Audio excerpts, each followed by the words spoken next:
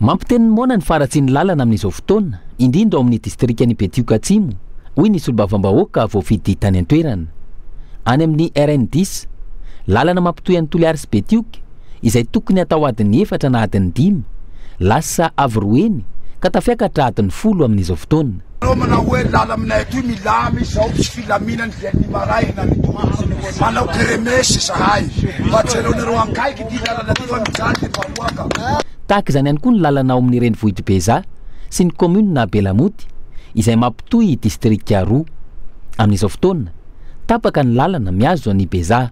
Tsy tafiditra ao an-tanànan'ny Beza ny taxi brousse satria tapaka ny lalana vokatry ny ranon'ilay kanaly manombraka tanimbary zay tokony za tsy ingénieur akory fa tokony hatao diga ny hidirana amin'ny tampon-tanànan'ny Beza satria amin'izao tsika miteny zao dia mijanona aty amin'ny 9 kilometatra na ireo fiara vavety mitondra entana na ireo fiara mpitatitr'olona fa tsy tafiditra aria a Beza de voatery zany ny olona bataina a Dodoma ny entana ny olona tsy mandeha tongotra hiditra ao Beza toy izay koa rehefa andeha ho an'ny Toliara koa dia mandeha tongotra amin'ny 5 maraina amin'ny 4 maraina mamonjy ireo taxi brousse ireo ka mba anaovana antsoavo aminareo tompona andraikitra mahefa zay zavatra zay le tompona mba hitondrana vahaolana. Ankoatra ny faratsy ny lalana, efa iray volana zay ny tsy mandeha jiro sy ny rano ao an-tampon-tanàna ny Betioka ary tsy mandeha ihany koa ny jiro ao Beza. Vokatr'izay sahirana ny mponina, miampy ny fahasahiranana efa iainana amin'ny fiainana andavanandro. Tsy misy tanteraka raha ny fitarainana voaray, ireo fampanantenana nomen'ny mpitondra.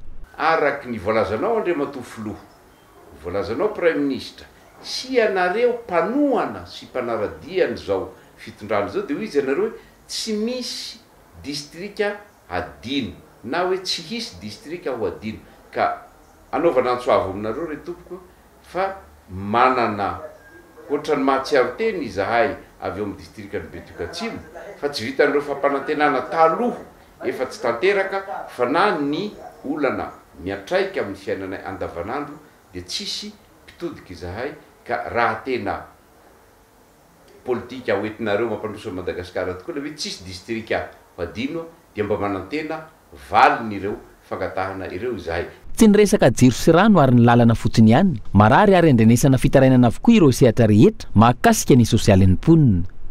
Voalaza nefa fa atao laharam-pahamehana ny mahaolona ary anakaiky kokoa ny vahoaka ny mpitondra nanomboka ny volana Janoary 2024 lasa teo.